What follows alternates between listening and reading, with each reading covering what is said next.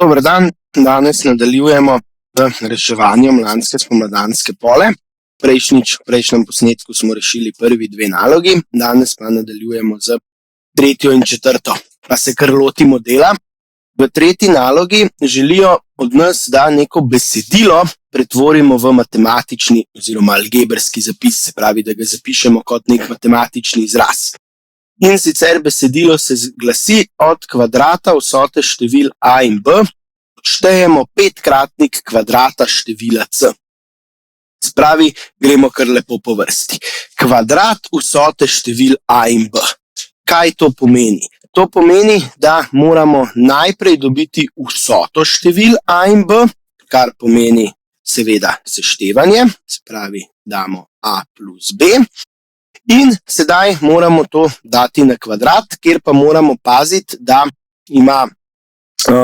da je treba pokvadrirati vsoto. Se pravi, da ima vsota prednost, ki je drugače ne bi imela. Se pravi, to prednost zagotovimo z oklepajem in šele potem ta oklepaj vržemo na kvadrat. Tukaj moramo paziti, da ne zamešamo tegale kvadrata vsote z vsoto kvadratov. Pravi, ne, kvadrat vsote števil a in b zgleda tako, kot sem jaz sklele napisal, kar je tudi pravilno. Moramo pa paziti, da tega ne zamešamo z vsoto kvadratov števil a in b, kar bi zgledalo tako, da dam vsako posebej na kvadrat in šele potem naredim njuno vsoto. Pravi, tukaj moramo biti na to malo pozorni. Bom tole kar pobrisal, da nam ne bo kvarilo naše rešitve.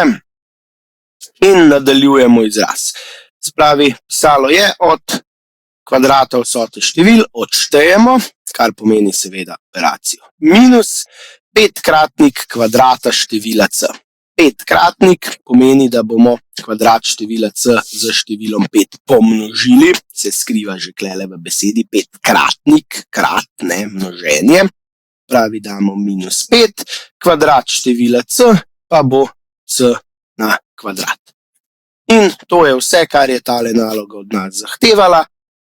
Tole je naš rezultat, smo tale zapis z besedilom zapisali matematično oziroma algebrsko. Dobro, pa potem kar nadaljujemo z naslednjo nalogo. Naslednja naloga od nas zahteva, da poenostavimo ulomek, ki je oblike 3x plus 1 minus 2 krat 3x minus 3 na x minus 1, ulomljeno za 4 krat 3 na x minus 1. Pravi, kako se tega le lotimo? Mi imamo tukaj neke potence, ki jih ne moremo zračunati, ker ne vemo, kakšna je vrednost x-a in zato lahko samo poenostavljamo. Nas pa malo moti, da imamo med posameznimi potencami operacijo minus. Mi imamo pravila za računanje s potencami, ampak tista pravila zahtevajo vmes vedno operacijo krat ali deljeno. Pravi, kaj naredimo, ko imamo vmes operacijo minus, ali isto bi storili tudi pri operaciji plus? Pomagamo si z izpostavljanjem. Kako si pomagamo z izpostavljanjem? Tako, da vedno izpostavimo tisto potenco, ki je najmanjša. Pravi, če pogledamo števec tega ulomka, pravi, zgornji del smo imeli 3 na x plus 1, 3 na x in 3 na x minus 1. Pravi, zagotovo vemo, da najmanjša potenca je x minus 1. Ker ne glede na to, da ne vemo, koliko je vrednost x-a, zagotovo, če številu prištejemo 1, pustimo število nespremenjeno ali mu odštejemo 1, bo zagotovo najmanjša vrednost takrat, ko smo odšteli 1.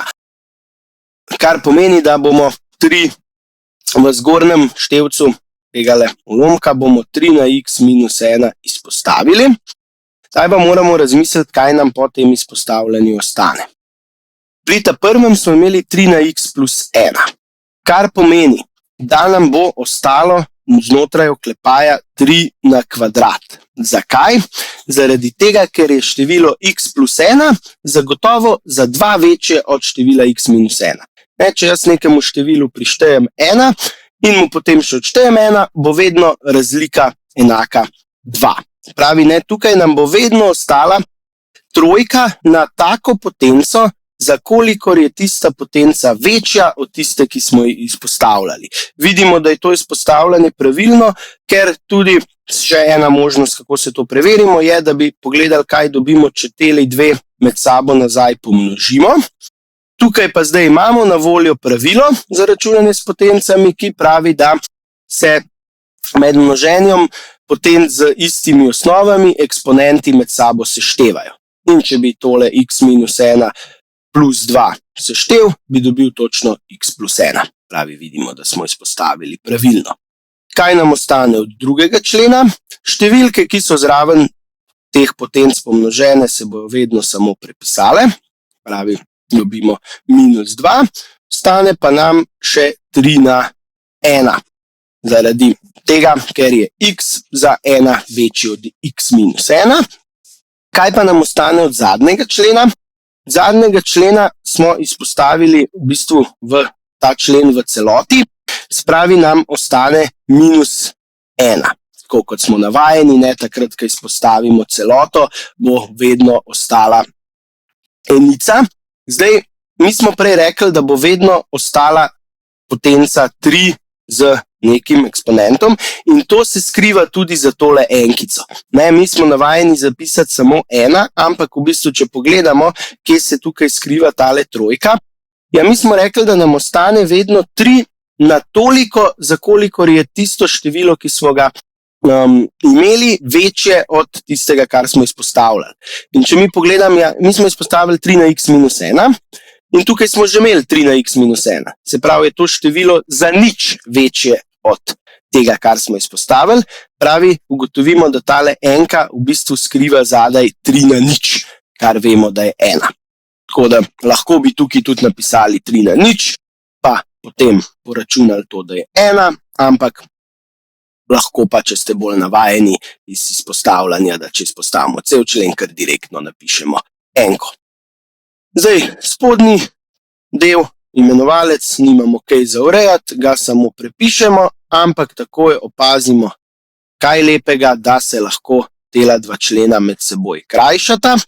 Zakaj se nista mogla krajšati že v originalnem ulomku? Ja, ker vemo, da če imamo vmes operacije minus plus, to krajšanje ni možno, tukaj pa sta obedve vmesni operaciji krat, se pravi, lahko tale dva člena mirno pokrajšam in sem se neznanke noter znebil, se pravi, lahko izraz poračunam in bom dobil neko konkretno številsko rešitev.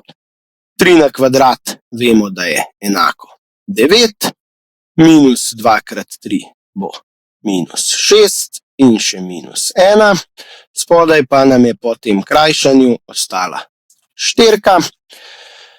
Nadaljno računamo, 9 minus 6 je 3, minus 1 dobimo 2, prav nam ostaneta 2/4. Zdaj pa moramo paziti, da naši rezultati morajo biti vedno okrajšani ulomki. Tukaj, če pogledamo 2/4, je to oboje deljivo za 2, pravi, to naredimo in dobimo naš končni rezultat 1/polovica in s tem je naloga zaključena.